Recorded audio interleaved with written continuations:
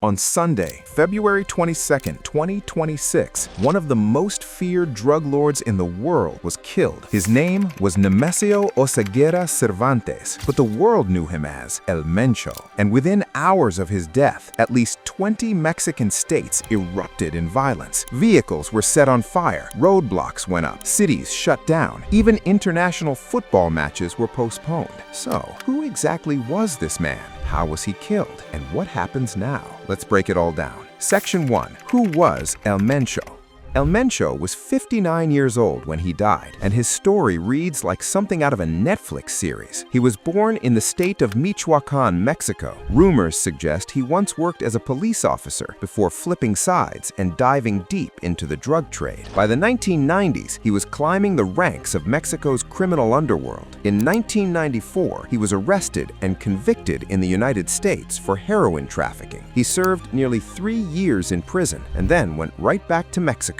That should have been the end of his story. Instead, it was just the beginning. He began investing in submarines, actual narco submarines, using them to transport drugs from South America to the US. According to reports, he even hired Russian naval engineers to help design them. His reputation for intimidation was legendary. He once sent a severed pig's head in an ice chest to a Mexican lawyer as a warning. In a recorded phone call, he threatened a police commander, promising to kill him, and I quote, "and even your dogs." The US eventually slapped a $15 million bounty on his head. Section 2. The Jalisco New Generation Cartel. In 2009, El Mencho founded the Jalisco New Generation Cartel, known in Spanish as CJNG. He didn't just build a cartel, he built a criminal empire. The CJNG diversified its income streams through fentanyl trafficking, cocaine smuggling, fuel theft, extortion, and even timeshare scams. They used online recruitment to grow their ranks rapidly. The DEA considers the Jalisco cartel to be as powerful as the Sinaloa cartel, with a presence in all 50 U.S. states and operations in 21 of Mexico's 32 states. Their boldness was unprecedented. In 2015, they shot down a military helicopter. In 2020, they attempted to assassinate Mexico City's police chief in day broadlight. And globally, the cartel became one of the key players in linking Mexican fentanyl production to Chinese chemical suppliers and cocaine networks to South America, particularly Ecuador and Colombia. Section 3. How was he killed? The operation happened on Sunday, February 22, 2026, in the town of Tapalpa, in the southern part of Jalisco state. Mexican special forces moved in to capture El Mencho. His men tried to fight them off. In the firefight that followed, El Mencho was killed. 3 additional cartel members were killed, 3 were wounded, and 2 were arrested. Mexican President Claudia Sheinbaum publicly praised the Army, National Guard, and armed forces for the operation. But here's the part that really matters geopolitically. The United States was involved. White House Press Secretary Carolyn Leavitt confirmed that the U.S. provided intelligence to support the operation. This is not entirely surprising, experts say. Recent major captures of Mexican drug bosses have almost always had U.S. backing behind the scenes. Section 4. The immediate aftermath. The moment news broke, Mexico exploded. Armed cartel members set vehicles on fire and erected roadblocks across approximately 20 states. In Jalisco, Michoacan, and Guanajuato, at least 14 people were killed in the violence that followed, including 7 members of the National Guard. Guadalajara, which is set to host FIFA World Cup matches this year, went into lockdown. Residents sheltered indoors. Football matches were postponed. Passengers were filmed running in panic through the airport. Smoke rose over the resort city of Puerto Vallarta. The U.S. Embassy issued a security alert for American citizens in 5 Mexican states, urging them to stay indoors. It was chaos, and it was a direct message from the CJNG to the Mexican government. We are still here. Section 5. What happens now? So, is this a win? Does killing El Mencho actually fix anything? Experts are divided, but cautiously pessimistic for the short term. Oxford professor Annette Eidler pointed out that while El Mencho's death is symbolically massive, the underlying structure of the CJNG's global drug networks remains intact. The supply chains to China, Ecuador, and Colombia still there. University of Warwick professor Benjamin Smith was more blunt. For the the last year, Mexico managed to bring homicides down. I suspect this killing will reverse that trend. A power vacuum now exists inside the CJNG. Who will step up to lead? That battle, potentially bloody, is already beginning. On the political side, this is a major win for President Sheinbaum, who already had a 70% approval rating. Her predecessor followed a policy of hugs, not bullets, with cartels. This killing signals a clear and decisive break from that approach, with strong U.S. cooperation. And for the U.S.-Mexico relationship, this could give Mexico leverage in negotiations with the Trump administration, which has threatened tariffs and even military action if Mexico doesn't crack down harder on cartels. El Mencho is dead, but the war on drugs in Mexico is far from over. The Jalisco New Generation cartel was built by one man's vision, but it's now an institution with roots that run deep across the Americas and beyond.